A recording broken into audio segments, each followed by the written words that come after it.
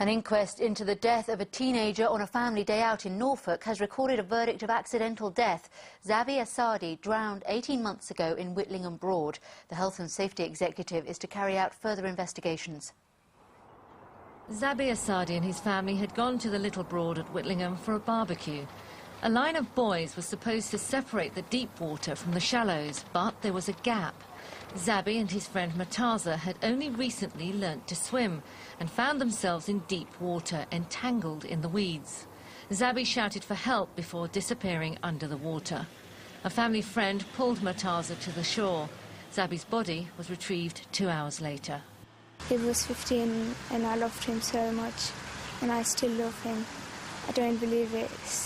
I can't really say like he's gone. I think he's still alive. Giving evidence, the Health and Safety Executive said that Norfolk County Council had failed to carry out a proper risk assessment of the Broad for open water swimming. Had a bottom profile of the water been undertaken, it would have identified a sudden drop from the shallows of about 2 metres. The jury returned a verdict of accidental death. The HSC is still investigating, and the coroner said he hoped it would recommend action to prevent a similar tragedy from happening again. Mariam Ismdar, BBC Look East, Norwich. A soldier serving in Germany has been charged with raping a woman in Colchester. The woman, in her mid-20s, was attacked on Tuesday in East Hill. Pa Eddie Sanyang was remanded in custody by magistrates in Colchester this morning. The security of magistrates in Norfolk may have been compromised after the personal contact details were sent to a prison.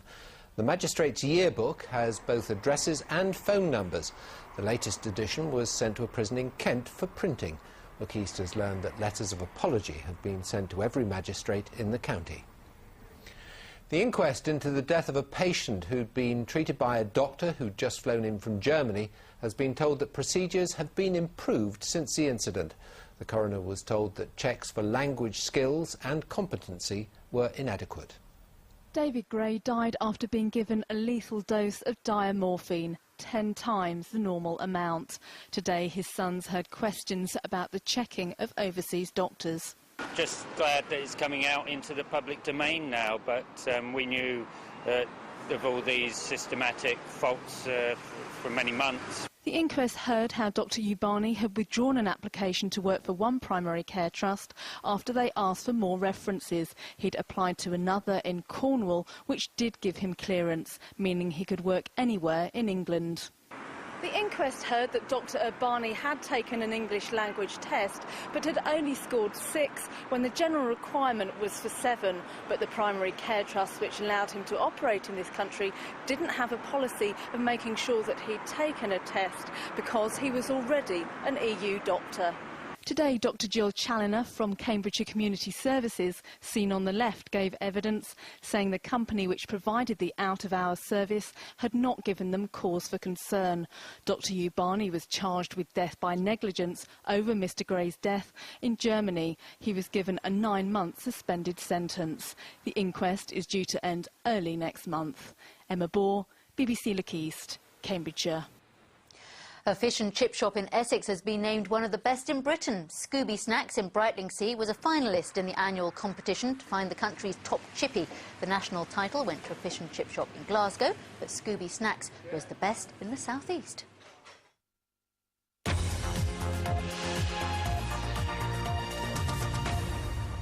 You're watching Look East from the BBC. Coming up, a dream. Rail travellers across East Anglia were promised a better service today as the search begins for a new bidder to take over from National Express. The government has refused to extend the company's East Anglian franchise. This covers small branch lines and services into London Liverpool Street.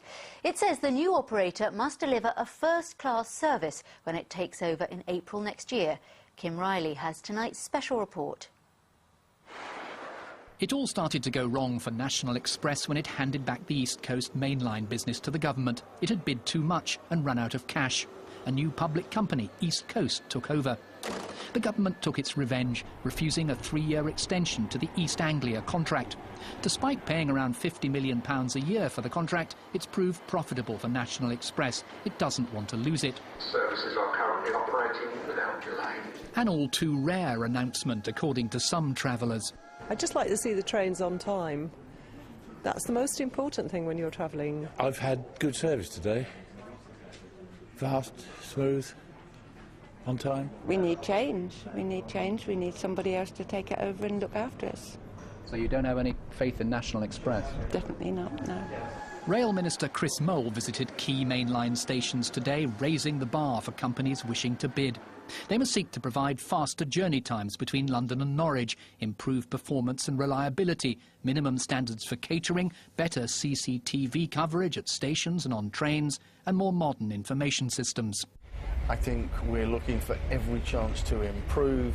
If a franchisee can come forward with a new way of working, better partnership with Network Rail and everybody else that they need to work with to get the trains running on time, then we hope we can get something that's better overall for the passenger. And in fact, we'll be measuring them on how happy their passengers are in the future. You get feedback from the travelling public.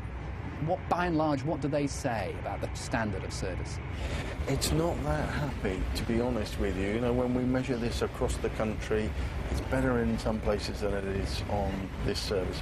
That's one of the reasons why we want to be able to challenge them on that in the future. Make your passengers happy. The Department for Transport says it'll consider franchises lasting up to 22 years in return for major investment in trains and stations. As for National Express, it says it's absolutely focused on the continued successful operation of its businesses. It's studying the documents produced by the government today and hasn't ruled itself out as one of the bidders. Kim Riley, BBC Look East, Ipswich. And full details of the consultation process for the Anglia franchise can be found at the Transport Department website. That's dft.gov.uk. Now, I'm